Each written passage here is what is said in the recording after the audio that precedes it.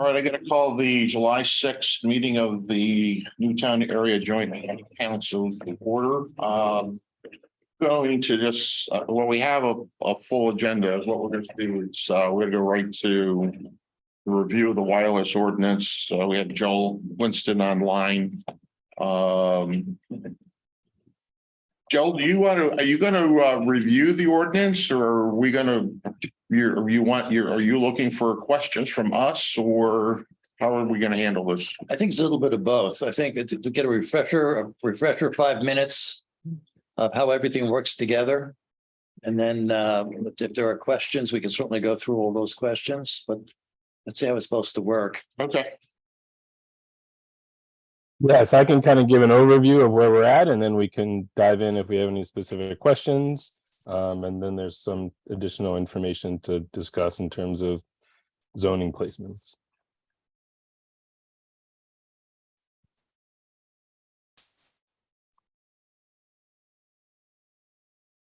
And I can go ahead and kick it off if there are any questions to start. Yes. Sure. So just quickly, thank you. Again, my name is Joel Winston. I'm an attorney with the Cohen Law Group in Pittsburgh, Pennsylvania. Our law firm represents only municipal clients. We do work in the wireless, the cable, and the broadband space, but we represent only municipalities in Pennsylvania, New York, Maryland, and elsewhere. So we often work with the telecommunications companies, but we do not work for the telecommunications companies. So our goal in drafting wireless ordinances is to make sure that we preserve and empower the local municipality with all of the regulatory and legal authority that's available to it under state, local, and federal law. And so we will make sure that we observe the regulatory guidelines that are in place, but we will also make sure to leverage the existing legal regulations and the existing legal authorities in order to properly manage and oversee the development of these essential telecommunications technologies. The area of law that we're in is both kind of an old area of law and it's a new area of law. So there may be questions that are complex or seem complex or simple, but there are no silly questions. So if there's anything that is concerning or that you're not understanding, or there's one elaboration on, please feel free to ask. We're always learning new stuff just by the nature of these regulations.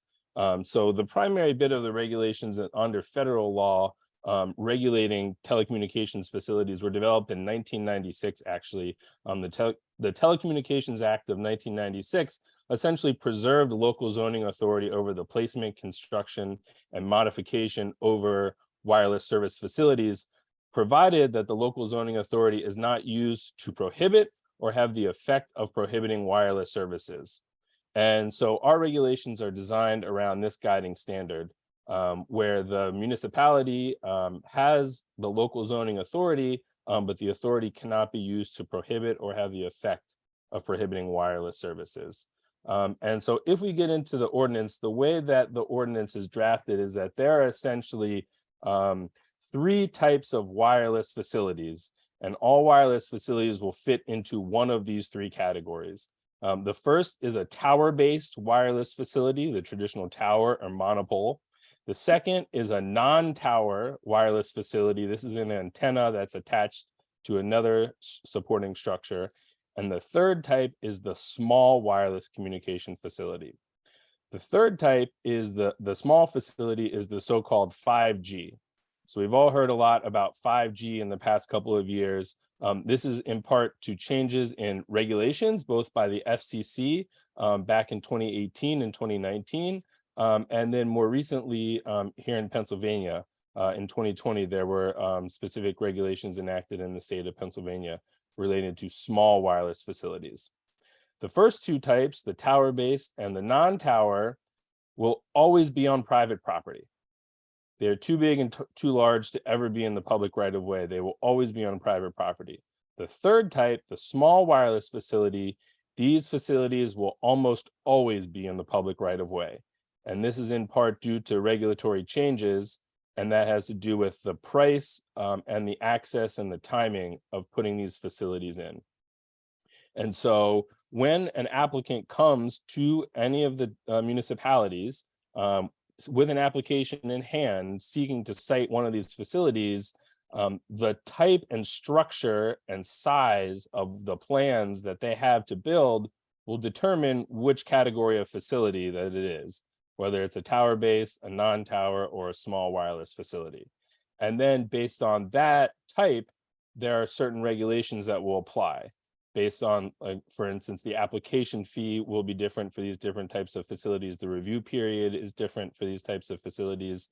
So the ordinance that we have drafted here is structured in that way. So the opening portion of the ordinance modifies just the overall definitions.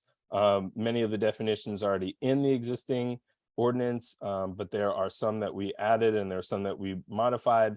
But if we jump to kind of page 9, we start with all the regulations that are applicable to tower-based wireless communications facilities. And so based on the type of application that presents itself, if it is not a small wireless facility, which is defined at federal regulation, if it is not an antenna that's attached to a separate wireless support structure, if it presents as a facility with a special tower base, then these are the developmental and siting regulations that are built into what's required. And so we can see here as we get in the review process, whether or not it's allowed by right or conditional use or special and exception. For a tower-based and a non-tower-based facility, it's up to the municipality whether or not they want to put it through any of those processes. The federal guidelines, the guide rails, are that the applications have to be acted on in a certain time period and that the fees have to be reasonable and related to the actual municipal costs. But whether or not it can be special exception or conditional use is up to the municipality itself, as long as they fit within those guardrails. So here, borrowing from what the existing regulations were for the tower-based, we have it highlighted here in yellow, but it is set as a conditional use permit. So it would be reviewed under the traditional conditional use process for the JMZO. And here, another part, and we can kind of flag this because this is for the other sections too, but the actual zoning districts of where these types of facilities are allowed. The guiding principle is, again, that we cannot prohibit or have the effect of prohibiting wireless services. It's a little bit of an art and a little bit of a science. If we pull up the GIS map for the joint municipality, it's a challenging patchwork of different zones and districts. We can allow these facilities both at the district level or even a sub portion of the district. So we can start to define portions of a district or sections, and even here under the existing regulations, it's actually defined by tax map parcel. But we can both subdivide the districts, and we can also prioritize certain areas in the districts. We can cite a priority schedule that if you must be in certain areas or certain districts, we can look to parts, we can look to streets, we can look to alleys, we can create a priority schedule of where we would prefer that telecommunications developers seek to site their facilities without impinging on that requirement that we can't prohibit or have the effect of prohibiting. The third type of facility, the small wireless facility, these types of facilities, again, are always going to sit in the public right of way, and technology wise, we're seeing them incorporated into the tops of utility poles. We are seeing them designed sometimes as mailboxes or also on the tops of flagpoles. But these facilities under Pennsylvania law cannot go through a conditional or a special exception process. They have to be allowed as by right. And it's sort of understood that these are an administrative review process. The municipalities do get to undertake a review of the application and of the design, but the state law took away the opportunity to make those conditional use or special exception permit. Now, I will say that we have seen the marketing for 5G, the development of these 5G facilities. really exceeded what the actual rollout was going to be, whether that was a technology issue or related to just changing in patterns of the pandemic. We have not seen as much development of the small wireless facilities as much as we have seen changes to the existing tower and non-tower antenna infrastructure by upgrading existing antennas and placing additional antennas onto existing infrastructure. But I did, for the first time today, just read the term 6G. So I'm a little shaken by that, but it's the next generation of what they're talking about. And I'm sure that'll be a new regulatory landscape, but we're certainly busy with what we have here. So that's kind of a top line overview. We can definitely jump in deeper, but I just want to pause and see if there are questions or if there are any issues, and we can kind of dive into a specific area that's top of mind. Yeah. Joel, I've got a question for you. I'm just trying to like envision this. So I'll give you an example. My neighborhood, there are telephone poles, and part of my part of the neighborhood, everything's underground. So I guess I've heard a couple things. One is that some of the wireless facilities could go on top of the telephone poles, but it's possible if everything's underground in the other part of the neighborhood, you might need, I'm sorry, I'm getting all the acronyms mixed up, but small wireless facility with, if I'm correct, that could be like, looks like sort of like a lamp post, for lack of a better, or like a big lamp from the pictures I've seen. So do I have that right? And then I asked one of your colleagues, I think, and it sounded like it all needs to be determined. Verizon is going to have to come in and figure out like how the coverage goes, and then we'll know what's going to go where. There's no way to tell until they do that. Yes, so those are a couple of good questions that are stacked together. A portion of, talking about the telephone poles first, a portion of the Telecommunications Act prohibits specifically discrimination against telecommunications companies where other utilities may be treated different.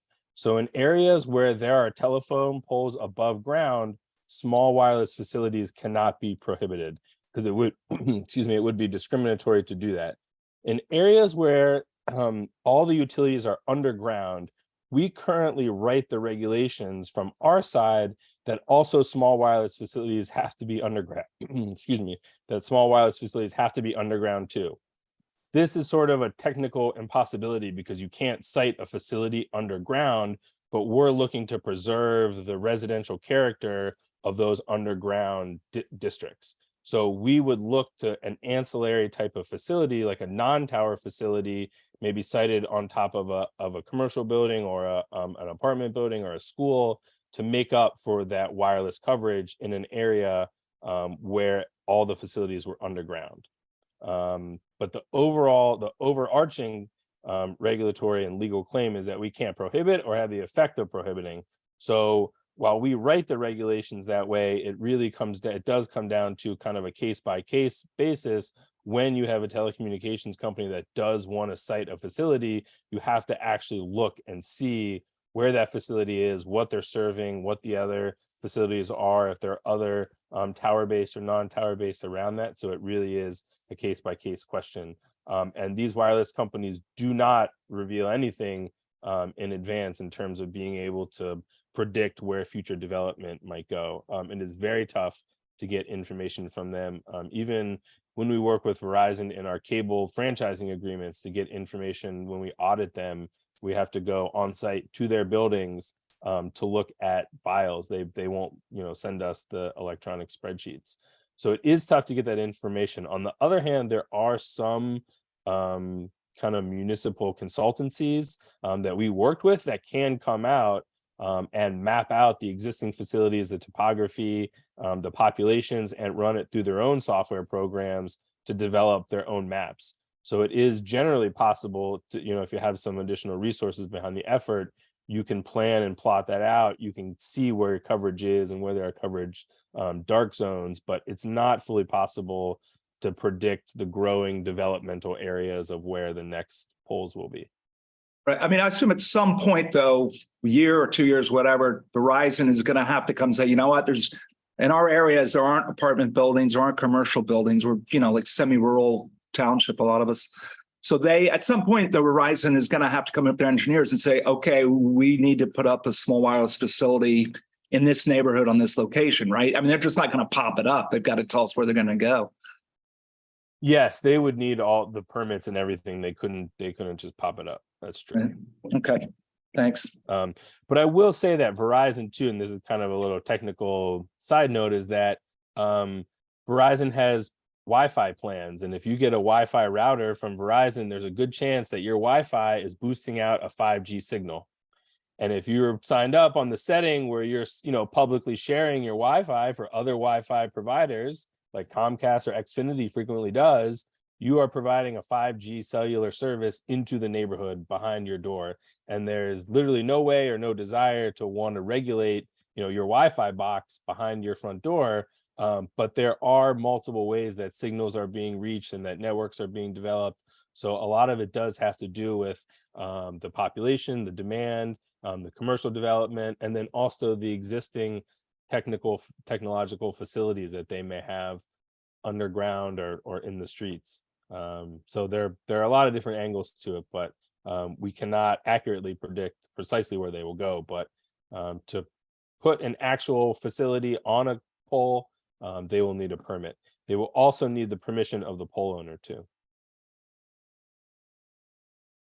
Joel, this is Jessica Prognansky. What is your experience with respect to the number of small facility companies that are out there? Like we just heard about, maybe Verizon deals in this neighborhood, but how many other companies could we expect to want to locate in our townships? Yes, that's a good question. For small facilities, there are only 3 or 4 companies.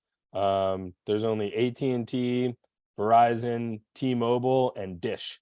Those are the only ones that could really take advantage of the small cell. The tower-based and the non-tower, sorry, scratch that. There are additional utilities that and network third-party companies that may want to take advantage of the small cell placements.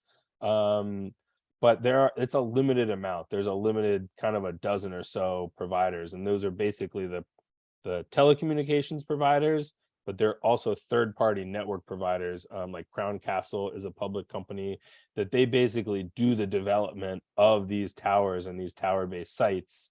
I have only pretty much seen them doing the development of tower-based and non-tower, but theoretically, they could also be entitled to do small wireless facilities too. I think Crown Castle is an actual public utility in Pennsylvania. So in the worst case, we could have like 6 to 12 different companies on a block locating their facilities.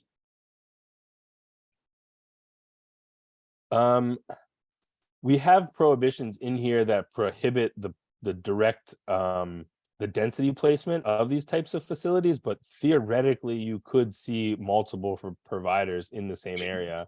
But what you're seeing now is like on a tower, you will see multiple like a Crown Castle, for instance, will develop the tower and then they will lease out the portions on the tower to all of the wireless companies. And sometimes companies like Verizon will come in and develop their sites directly. Oftentimes they will work with third-party companies like Crown Castle. It just becomes more economical and easier for them in terms of zoning and permit logistics when they're more in the business of telecommunications. I have a question, Joel. Kathleen Pizarro, Upper Mayfield Planning Commission. In the past few months, Comcast has been advertising 10G. What do we know about that? That's a good question. I'm not sure about that. I think that's like a Wi-Fi standard or something. I don't know that that's related to cellular, but I do know that Comcast or Xfinity is seeking to sell cellular service, and they have like a Comcast mobile plan, but I think that they're using the cellular network of AT&T and Verizon. But I think it's 10G, I think is just a marketing term. But I did, like I mentioned, for the first time, I heard an industry mention of 6G, which is, the next development. Thank you.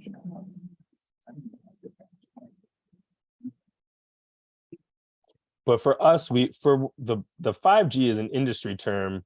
For us, what we look to is is defined at regulation. And it's the definition here of a small wireless facility. And that's what gives us the regulatory definition. And I can pull up to kind of get a sense of what it means to be a small wireless communications facility.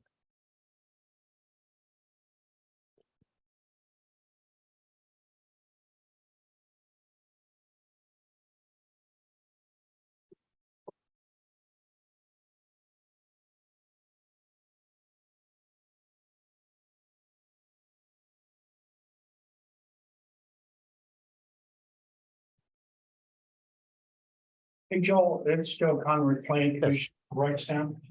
As you're looking that up, what's the responsibilities for these companies when they change their technology to remove their previous technology off the poles? Because it becomes an eyesore. Yes. Are you talking about removing the antennas off the poles or removing the poles altogether?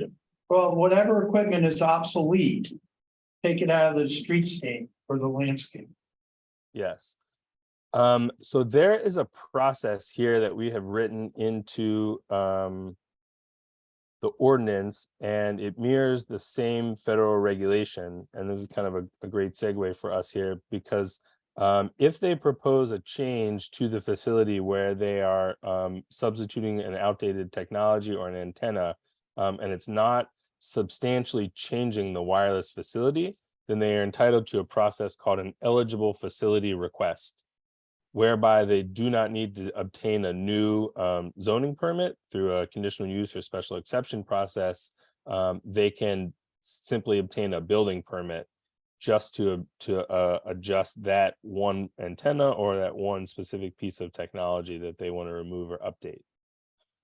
If it came to removing the entire facility, there is a section here on removal, and what is required for applicants up front is to produce a written report with their application called, the report has to be signed and produced by a registered professional engineer that basically details the cost of the wireless facility being removed, the entire facility, the tower, everything being removed, disposed of, and then the entire site being remediated.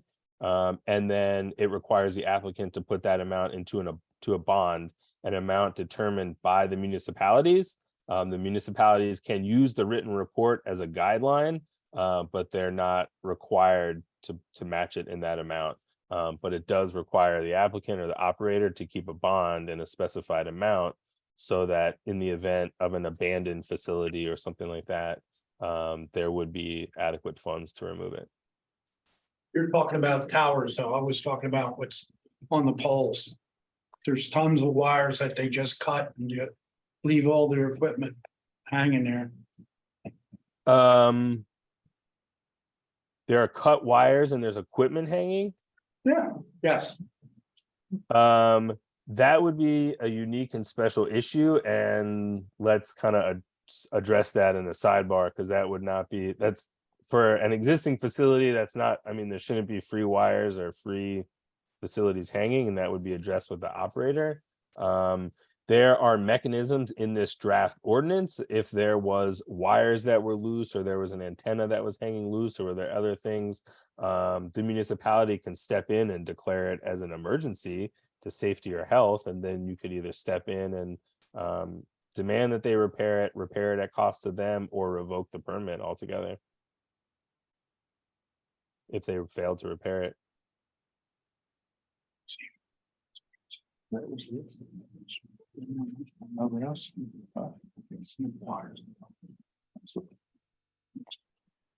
Joel, this is a question from the phone. I'm not in the meeting. This is Dennis Yes. Fisher from Newtown. A number of our residents, a small number, but a number, were concerned about health issues, I guess, around radio frequency emissions. Is there any language in here? I didn't get to all 65 pages. I got to about 30, got about halfway through. And I did see some language about meeting ANSI standards. I saw some requirements about proof of compliance with radio frequency emissions. I mean, what other, I mean, have I captured all the protections we have or the possibilities we have to make sure that things are safe and according to standards? Yes. So based on the regulations from the FCC and the federal government, no municipality can set standards based on the RF emissions of these types of facilities. It is set at a national level. So in that sense, there is nothing that the municipality can do to set the standards of what these facilities are. We are both sensitive to health issues, and we also will point to the regulatory bodies and the other standards that exist for these types of facilities, while also commenting kind of on the proliferation of these types of facilities in the public and the use of Wi-Fi and other types of things. But for better or worse, no municipality can dig under the hood of what the RF emission standards are or what the applicant's spectrum license is. That being said, the FCC does set specific RF emission standards, and we can require that applicants certify that their facilities meet those standards. We can also, at the election of any municipality, conduct, and we can call for testing at any point in the interim after an application, and we could also do independent testing if there was a concern that the standards were being exceeded. At any point, if their standards are being exceeded, or if proof of compliance is not being submitted, then it is possible for the municipality to declare the facility a threat to health and safety and revoke the permit of that facility. Okay. So the extent that the municipality can regulate is to ensure that these types of facilities are complying with the standards that are set forth by the FCC. Got it. That's what I was looking for. Thanks.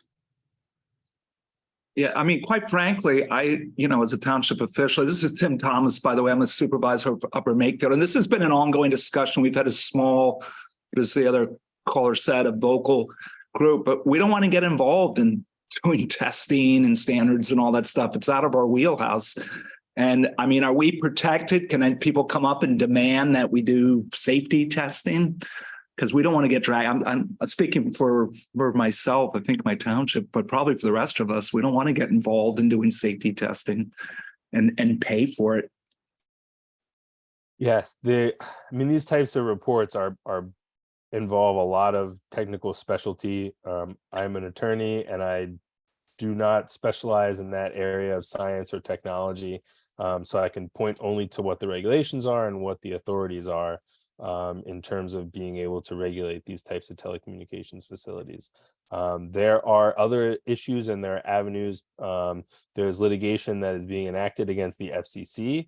And so if anybody is interested in that, they can become a party to that litigation or follow that litigation. But there are parties that are seeking additional testing standards. But the authority for this and the regulations have existed for decades for what they've been. So for our part, we want to make sure that the municipalities can both provide proper oversight, and in the event of some type of emergency or non-compliance, still has some type of authority to act in terms of being able to revoke the permit. And here we try to invoke the expertise of engineers that are licensed in Pennsylvania with experience in telecommunications operations to provide certifications that these facilities are operating within those requirements. All right, Mr. Winston, can you hear me? This is John Mack. I'm a supervisor in Newtown. Yes. And getting back to the last issue about testing and who pays for it, I mean, I'm assuming that testing might be required if somebody, a resident, has a specific complaint that may be even backed up with some medical data and so on. And then I think since we're elected to protect the health and well-being of our citizens, we should do some kind of test to verify whether there is exceeding the radiation permitted by the FCC at a particular location where the resident may be complaining. And do we have the ability to pass any of those expenses for that kind of test onto the facility? I have not seen a case where an individual resident has prompted a test of an entire cellular facility, nor have I seen any case where a municipality has done testing based on citizen complaints and then successfully passed those costs on to a wireless provider. Well, we've had people come to our Board of Supervisors meeting specifically complaining that they were living next to a small antenna, I believe.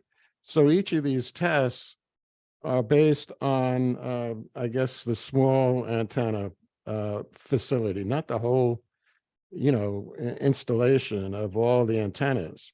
But if there's one particular antenna, for example, maybe outside the bedroom of somebody's house, which I've seen online somewhere, that the resident says is causing significant issues that she has documented. Just testing that one small antenna, what's happening there, doesn't seem to be like an excessive amount of money, but still, it's something that we might like to do to assure the resident, or it's something we need to do as elected officials to protect the health and welfare of our citizens, which we swore to in front of Judge Petrucci, I believe. I did that. Yes. But in terms of recouping the money, do you Well, think the FCC sets what the standards are in terms correct? of And we've heard from technologies, and so the operator, you could not seek to apply or to build one of these facilities unless you are FCC licensed. So the ordinance does require any operator or applicant to be FCC licensed to be the owner or to have the legal ability to operate their facilities in certain defined spectrum areas. So there is not any mechanism here for any municipality to review what those specific standards are.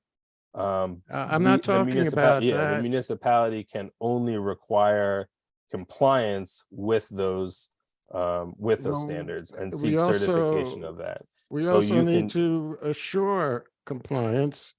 And if there is some, some instance where that assurance may not be 100%, I would think there'd be in our ability to test that specific antenna, for example, and have it remediated. And we've also heard from another expert that sometimes the numbers reported by these companies are not the true numbers that reflect the FCC regulations. So there's some, there are maybe reasons why we may want to independently do some testing, Yes.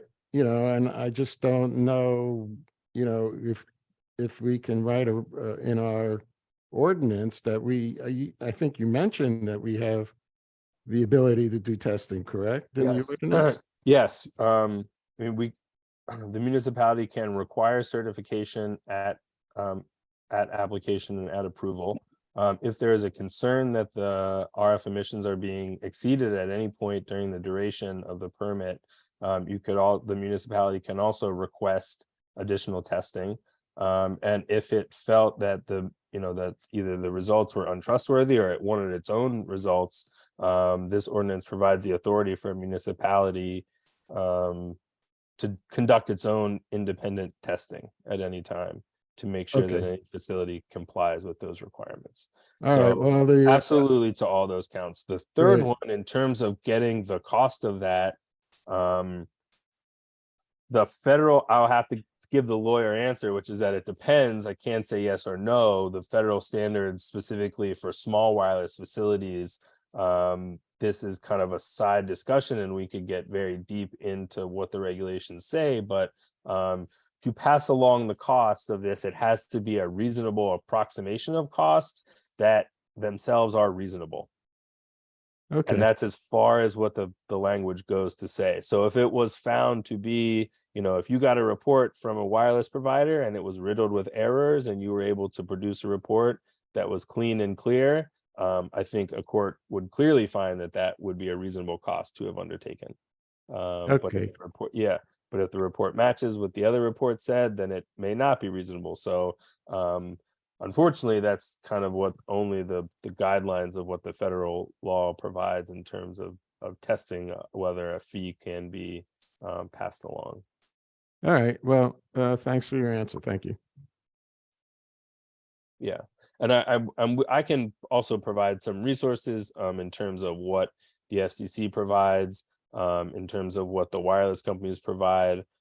We also have a kind of a list from the U.S. Department of Commerce, the actual use of spectrum across the entire range of the spectrum. And you can see that what's in there in terms of mobile is only a tiny sliver of the activity across the entire radio spectrum. And we also are dealing with issues like Wi-Fi on different bandwidths. So it is an issue that we are sensitive to, but only, as attorneys, we can only advise a municipality with the authority that it would have in order to review that. And there's a kind of a certain fine line that all municipalities have to walk in terms of reviewing those standards. But we do want to make sure that the municipalities do have the maximum amount of authority, both to require those tests, to require them at any point during the permit, and then to be able to take action if those findings are unfavorable. Joel, to your knowledge, has there been any credible scientific information that wireless communication has harmed people?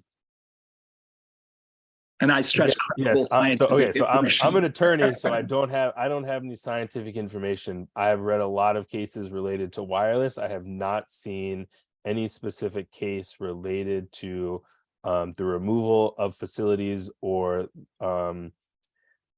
anything related to excess RF emissions as being the cause of any type of wireless facility emergency or denial of a permit or any type of basis. Okay, thank you. But I will say that I do know that there is regulation that has been ongoing against the FCC to get the FCC to both review its standards and provide any type of update that the FCC feels is necessary to those standards. Well, But as I again, understand, that's at a federal level, though.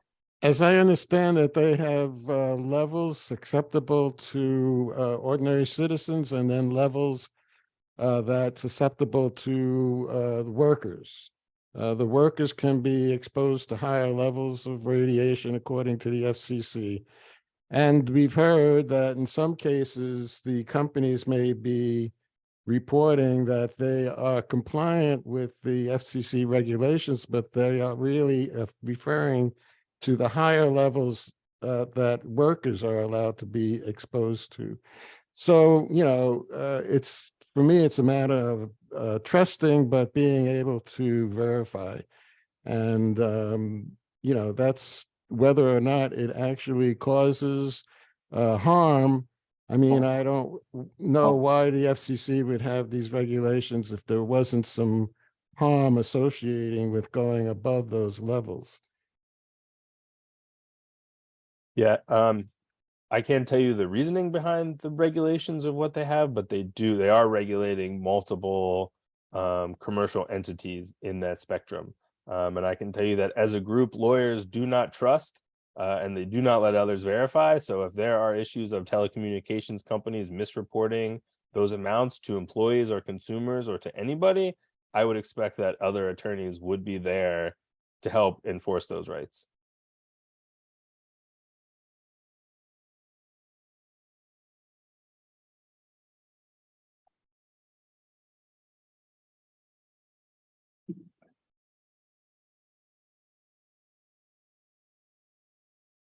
Anybody have any question about the design manual?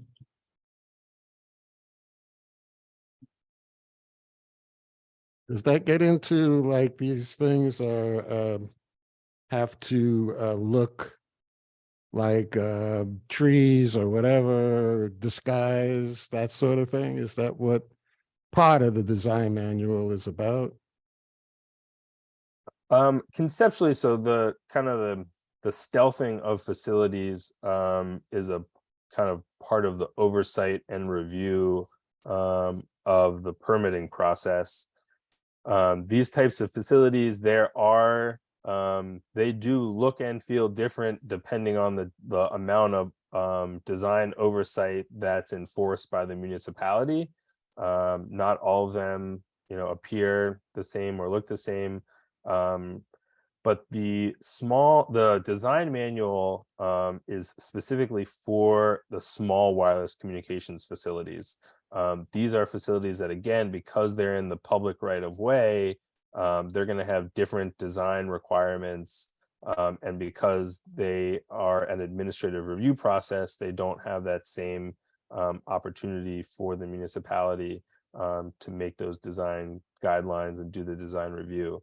So the design guidelines under federal law, the FCC allows these aesthetic requirements as long as they are reasonable. They're no more burdensome than those applied to other types of infrastructure, and they're published in advance. And so here, the reason that they're outside of the ordinance is there's some small requirements that continue to be updated by the FCC. And so it would allow the municipalities to update the design guidelines without having to update the entire ordinance. But the design guidelines are incorporated by reference into the ordinance. But they do control kind of the stealthing and camouflage and standards of appearance.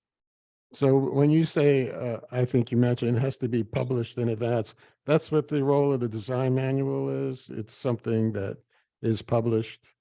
Yes, it's both published in advance and it's not hard coded into the ordinance. So for instance, the FCC, they used to set for an eligible facilities request, they used to require maybe a distance that had something to do with like 10 feet, and then they changed it by regulation to 30 feet just in an update. And so to update that in the ordinance would require change to ordinance, but this wireless design manual can be manually updated. Great, that and- sounds great. We don't want to Yes. update our ordinances. That takes too long. Yes, yes. And so these are just for technical changes. But municipalities, some of them will use just the design manual alone. But then as you start to get additional applications, the municipalities and the zoning departments can develop or may elect to choose some kind of standardized templates in terms of requiring certain types of telecommunications utility poles that would incorporate, for instance, you can require poles that incorporate the wires so that you don't have to look at the wires. Or you can require the power connections to be in an underground cabinet rather than being attached to the utility pole.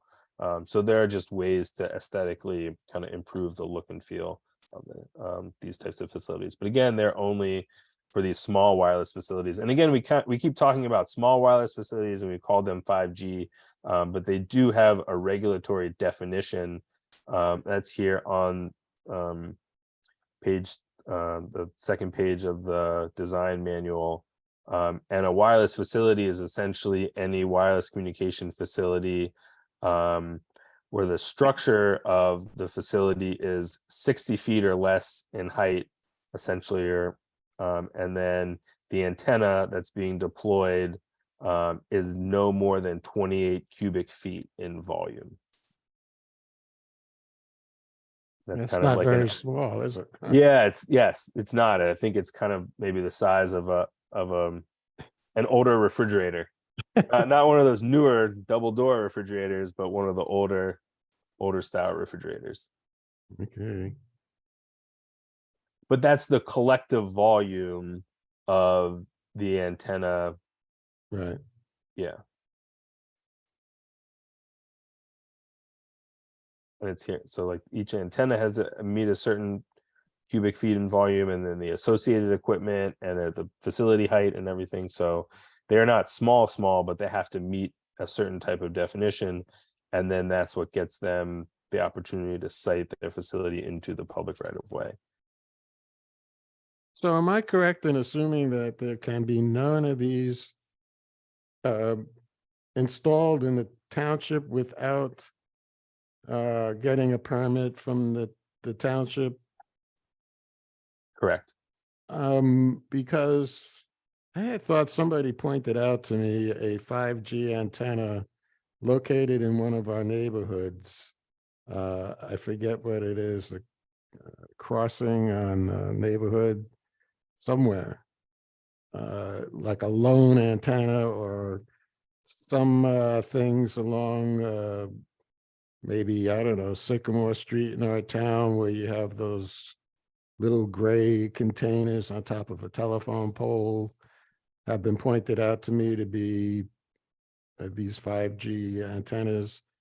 Could that be? I mean, could they have actually installed a few of these things? I don't. No.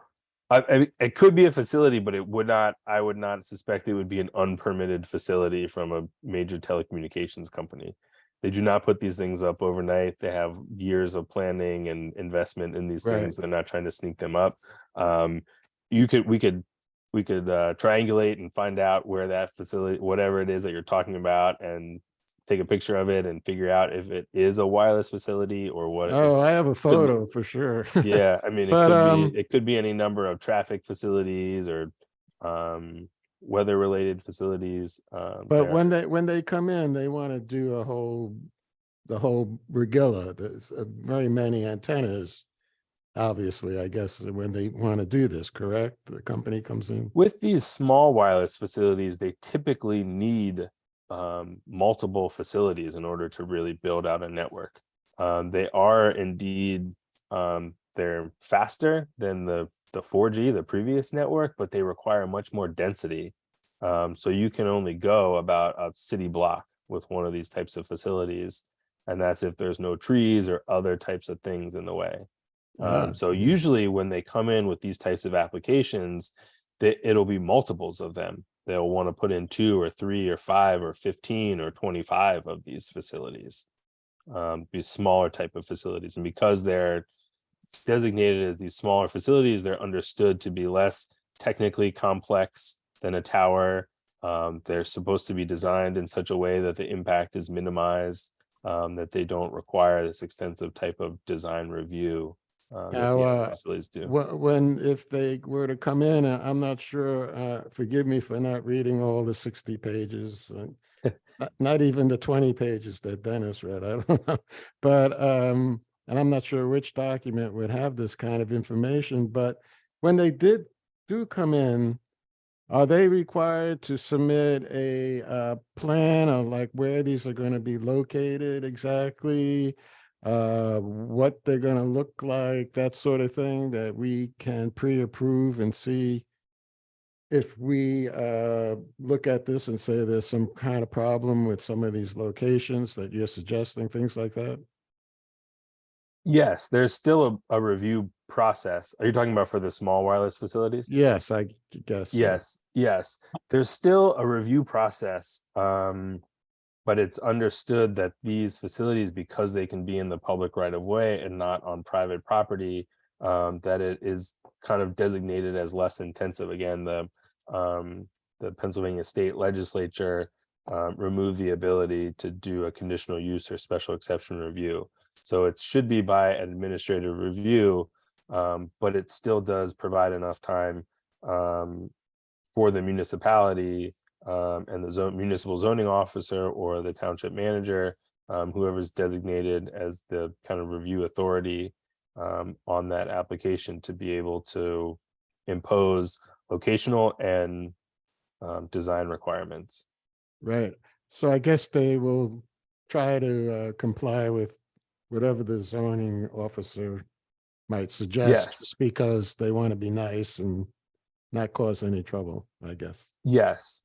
But again, we have to remember that theoretically, both based on what the FCC has done and the Pennsylvania state legislature, is that these small wireless facilities should theoretically be able to be located in any public right of way in any district. Right. Now, we will write, and we do write in our ordinance, that these small wireless facilities cannot be located in any district or any area or any development or any subportion thereof where all of the utilities are required to be underground. Right. And so that makes it non-discriminatory, but there's another issue that we mentioned about prohibition of wireless service. But we will try to work, because all those facilities in that area are underground, we do not want these facilities to be the ones that are above ground. In my neighborhood, everything is underground. We don't have any telephone poles in our neighborhood. It's not that big a neighborhood. So what you're saying is that they cannot come in and put above ground small antennas in our neighborhood. The way that we have written this ordinance, that is correct, that they could not come in and do that. They could now, but theoretically they could, if they wanted to mount a challenge to say somehow the municipality is prohibiting wireless service. Say if there was no wireless service anywhere in your neighborhood and no antenna from any tower or non-tower facility could reach you at all, then they might credibly argue that that wireless service is being prohibited in that area, and they could force the placement of a small wireless facility theoretically in the public right of way, if that was the location that they could demonstrate. And they, for instance, they could show that there was some type of prohibition of wireless service. But we have not encountered that type of dispute yet. And again, the way that we interpret these regulations is that in areas where all utilities are required to be underground, it is non-discriminatory to also require these wireless facilities to not be placed on poles or wireless support structures. Okay. Joel, in Wrightstown, we generally don't have street lights in any of our subdivisions. But I know some of the townships do have street lights in subdivisions. Even though everything is underground, those poles are above ground. Can an argument be made that you could put one of these small wireless facilities above ground because there were street lights in the neighborhood? Theoretically, yes. I think it depends on who owns those streetlights, who owns and operates them. If they were utility owned, then yes, absolutely. Then you would have to require small wireless facilities. If they are municipal owned exclusively, that may be a separate question. Again, a lot of this is really fact specific, and then we get into discussions about what the wireless facilities are and where are they and the topography and all types of things. But that could theoretically be a possibility. What could be a possibility? That they can come into a neighborhood like ours with streetlights owned by the municipality and install them on the streetlights? If the streetlights were owned by a municipality, I wouldn't have a clear answer necessarily as to whether it's discriminatory to allow streetlights from a municipality, but prohibit small wireless facilities from an authorized telecommunications provider. Okay, so that's an unknown right now. That is theoretically an unknown. If it were utility streetlights, I could tell you with absolute that it would be discriminatory to prohibit the wireless companies. But because if it were municipalities, that's kind of a new and novel question that that we've never encountered before. So I would kind of consult some of my colleagues here, and I would try to look to see if there were legal authorities and what the legal authorities were and the sources of if it's like a municipal owned utility or what the circumstances are. The third option would be owned by the homeowners association. Wouldn't be municipal, it wouldn't be utility. Yes, these are. So remember how earlier when I said that there was no silly question, that all questions are good questions. These are the types of things where there are so many areas of law that are overarching that we would have to research that more, and we would always, again, it depends because it's all theoretical on what it would be, but the overarching understanding is if there are poles somewhere above and those poles are in the public rights of way, even if they were a if it were a homeowners association and all that land were private and they were on private land, then it's a different situation than if those lights are being allowed in the public right of way through some authority of the municipality. So, I mean, we would really have to kind of make a factual and legal assessment based on some specific sets of circumstances. Okay. But again, for us, what we're really trying to address is there's the three major concerns usually are either the health concerns, the residential concerns, or the concerns that we don't have enough coverage and we want more coverage. So for us, we are sensitive to the idea that brand new poles could pop up in residential zones where there are no poles existing. Okay.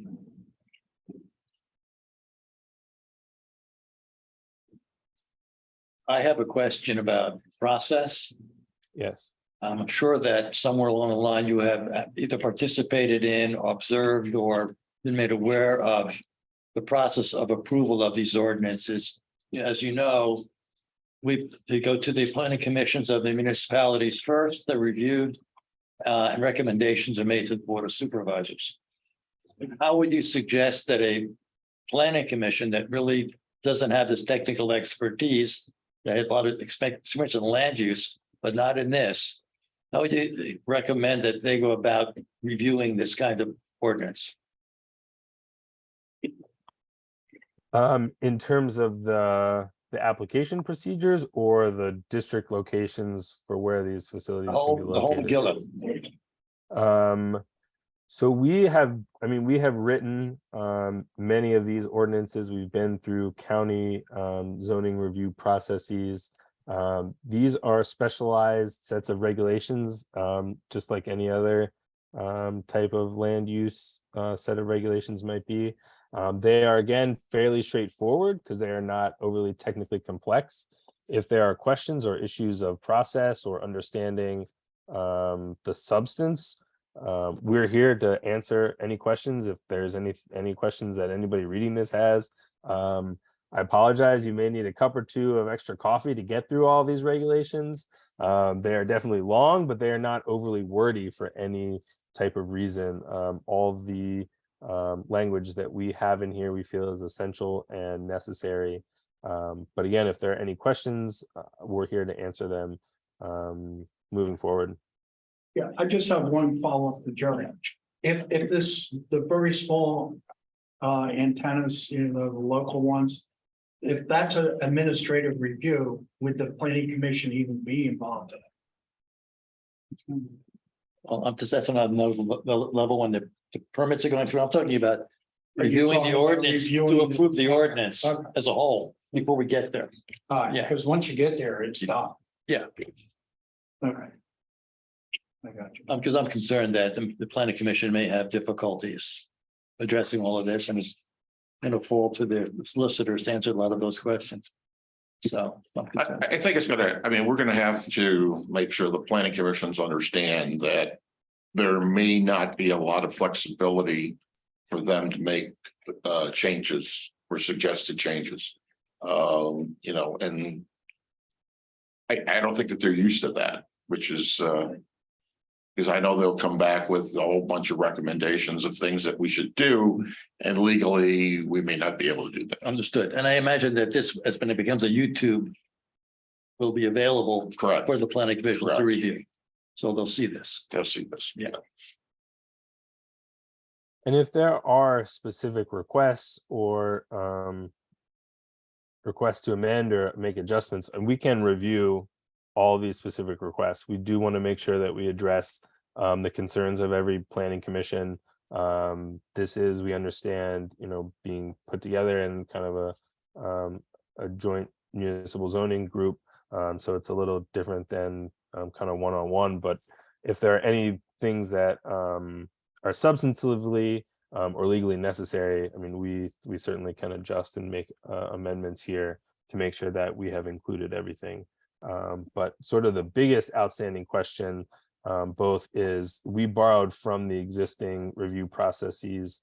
So we have them for the tower base and the non-tower, but both the review process in terms of conditional use or special exception, and then also the siting locations of the tower base and the non-tower base facility. We think substantively that's usually where a lot of time is spent in terms of being able to designate where the facilities are. Typically, they are laid out in district types, but here the existing regulations are all by tax map parcel. So this is going to take some time to be able to look and review, and then to designate and figure out where these types of facilities can be cited. Yeah, I And think a lot of preparation for the planning commission. Yeah, I think so. And that will be some mix of reviewing what the existing regulations are, kind of determining where existing facilities are, and then looking where facilities can be cited and located. And again, we have the overarching standard that we can't prohibit or have the effect of prohibiting wireless service. But what that means is has kind of been a moving target and the subject of much litigation over many years. I suspect we still need to take another crack at the ordinance to clean up anything or any discrepancies or changes or directions that we want before we send it out to the planning commission. Absolutely. Because we're talking about conditional use versus special exception. And in the last iteration of this ordinance that was drafted before we started going down the road with Joel, we were moving from a conditional use to special exception to give the boards of supervisors more control to fight a case in front of the zoning hearing board, as opposed to, we're with the conditional use process that we have to sit quietly and listen for months on end and not say a word. And that's kind of tough for us to do that. So. Joel, this is Ellen Snyder from Newtown Township. What is our deadline for this? Are we under a deadline? There is no specific deadline. No. Was there ever? It's our self-imposed. So if you don't have an ordinance, you don't have any protection.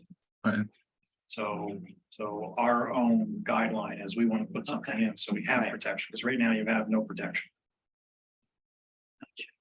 We don't want to get a text amendment from Verizon to address it. Good one.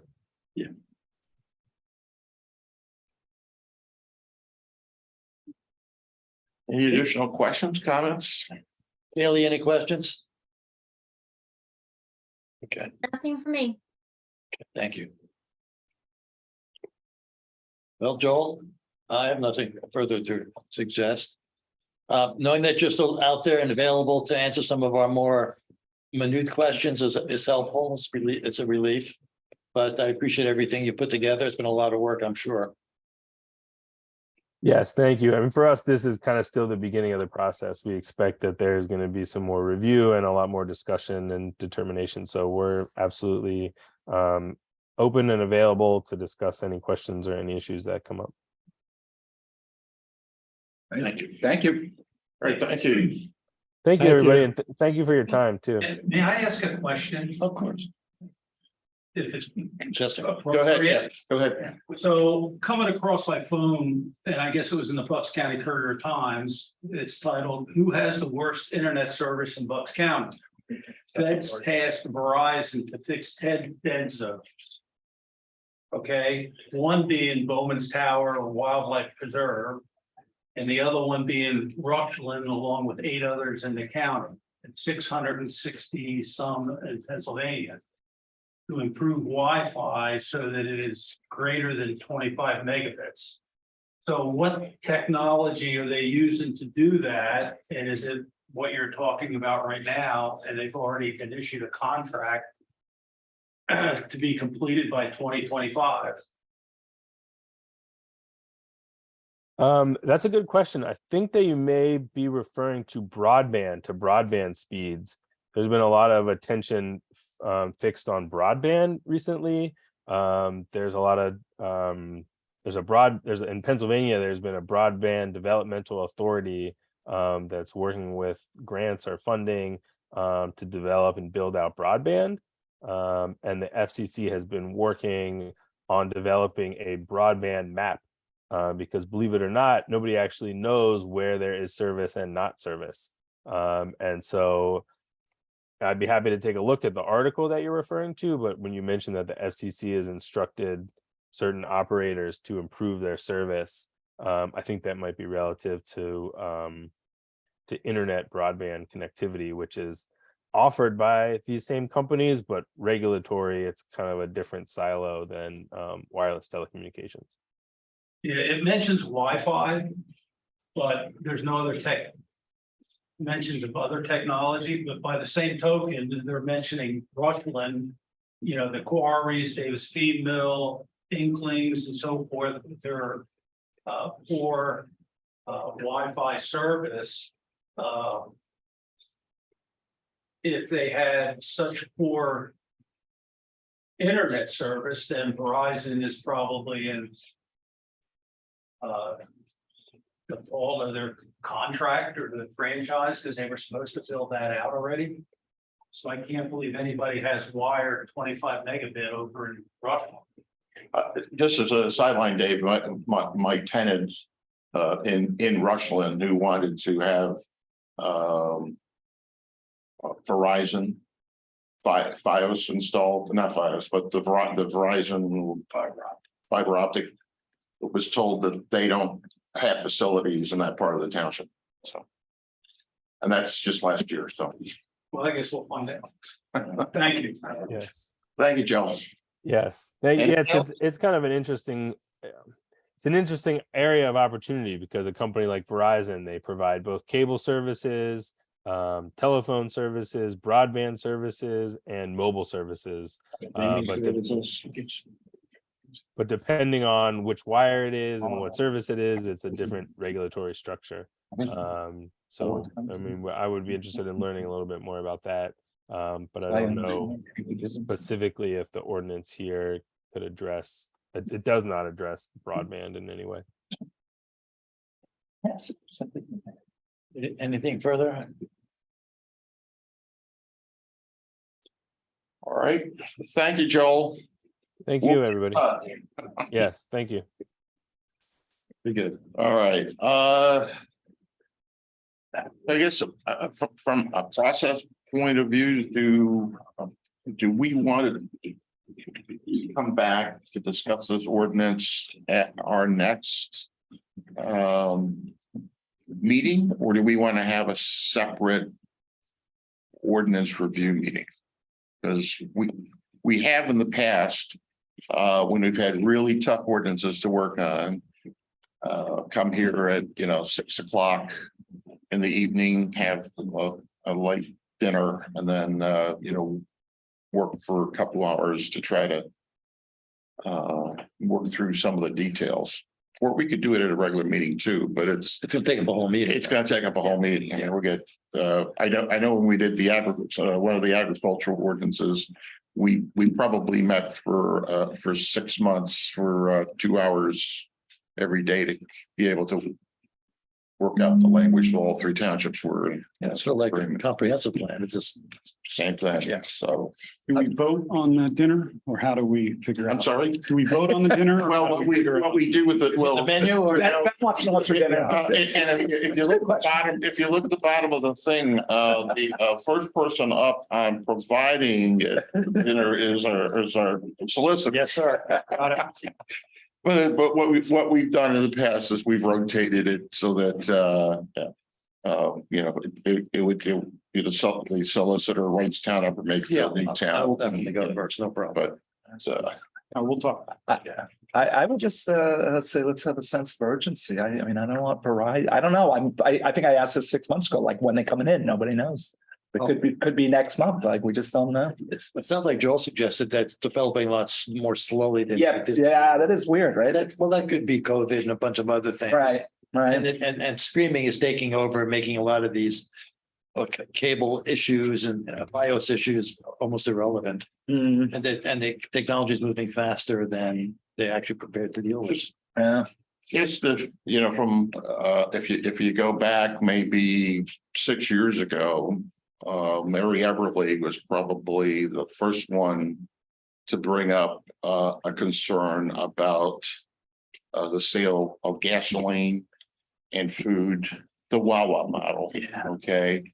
And, there wasn't a lot of urgency back then, people, it was like, it's not gonna happen, or, Yeah. we're not, we're not gonna do anything, and then, She was prescient. yeah. Then it became urgent when the cure was filed, so. So my 2 cents is, I think this is an important issue, and I think that we need to prioritize it. I'm not saying we need a special meeting, but if we're not going to have a special meeting, I think the next meeting, we should clear the agenda to only talk about this. And we don't want to lose any speed or any continuity that we developed from just leading up till tonight. Well,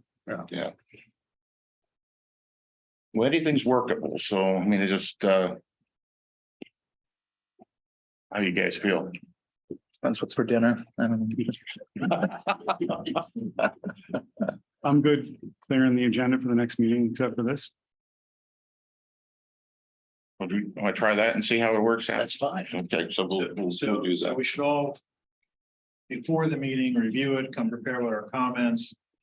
Stay focused on just talking through this, try to keep it some reason. Yeah, I would suggest that there were questions, if you could actually articulate them and get them to me before in advance. If they're over my pay grade, which are likely to be, I'll get them to Joel in advance, and see if we can get some feedback. And if not, it'll take a little bit more time, but I think that's a better process.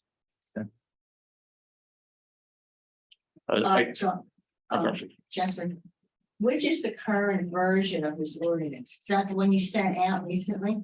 Yes.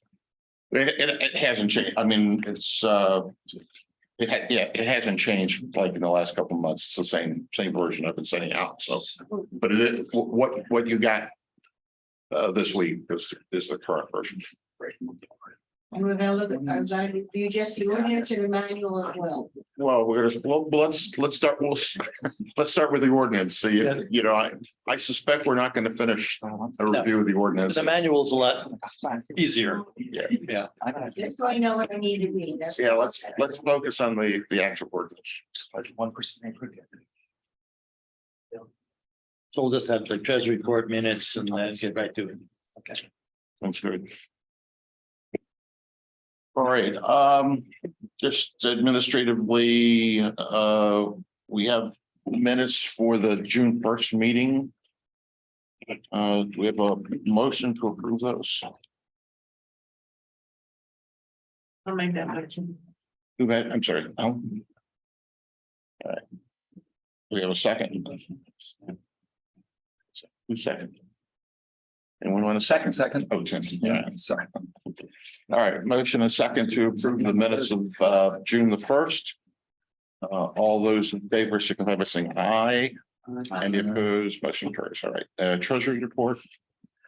All right, so we had a starting balance of 5546. Upper Makefield made a deposit of 8331, so that gave us a balance of 14137.24.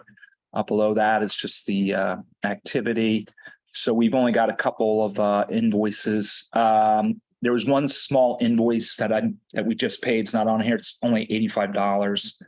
So that gives us 12,577.24 minus 85. I would also like to point out that Right Sound did make a deposit. It's not in this report. I put in the check today. It's 3,300 something roughly, right? So our balance is roughly about 15,000 right now. Do we have a motion to approve the treasurer's report? Jane, do we have a second? Second.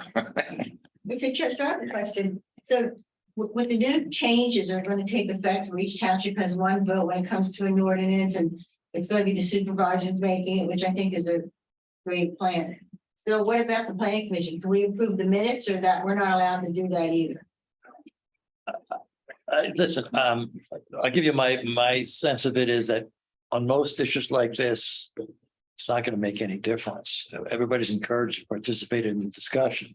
The only time it becomes an issue is that we should have somebody who makes the motion, a second from different municipalities, and there should be technically one vote, but everybody can speak up as long as you can clarify what municipality is voting which way. And that's, So we can approve minutes and treasury reports. yeah, Okay, yeah. just so. It basically it becomes like you're gonna talk among yourselves or something, or see who raises their hand, who says aye. And you can figure it out pretty quickly who you are. If we got in this discussion and it's like, now we're really gonna fight over the minutes or fight over the treasury report. Yeah. And then we're gonna have to, go through some. Yeah, the some purpose is hard that if anybody ever challenges this, they don't want to be in court, and say, well, all the motions were made by Upper Mayfield and everybody who voted was from two of the townships, and the third one wasn't even heard. But then, or it really didn't have a quorum because there was nobody here from Newtown or something like that. So those are what you want to have sure that clear, so it doesn't become a problem down the road. That's all. But the one thing we still have going for us is that we're still advisory, so that, everything that we say, anything we vote on goes back to our municipalities and the boards of supervisors have to approve, and it's the final approval. That's what it should be, right. Yeah. All right, so we have a motion second on the treasurer's report. All in favor? Any opposed? Motion carries. All right, anything else we want to cover tonight, or are we locked in? It's July 6th. We're talking. All right. Lisa, do you have anything you wanted to say before? No, nothing in terms of the comprehensive plan. I think we're still Upper Mayfield, right? You're still. We're getting very close to passing it on to the supervisor. Okay. Good. So that's the only thing I have with that. Our office did review 2 amendments that came in through Newtown Township. One is the curative amendment from KRE, and the other one was from BET Investments, I believe.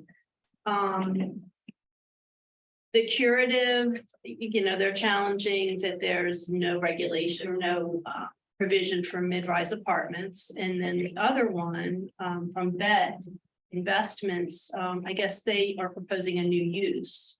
Yeah. Parking for apartment, I believe. Yeah, something like that. Yeah, they want to build the apartments around the parking garage. So you don't really see it other than going in and out, but it's just in the middle of everything. That's the idea, but just my quick look at the ordinances that is way overbroad. That's what you'll see for yourself, but. Well, so the review went out, so I would think everybody's probably gonna get a copy of it. I think since it was submitted through or to Newtown, we addressed our reviews to Newtown.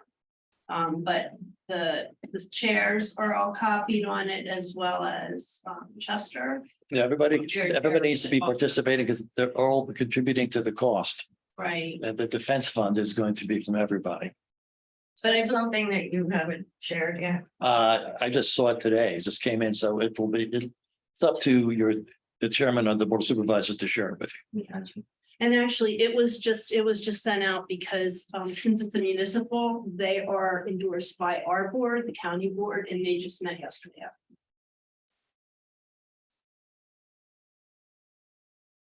So anyway, if anybody has any questions when you see it, and we could always talk about it at a future meeting, or feel free to contact me. Thank you. All right. So our next meeting will then be August the 3rd at 7:30.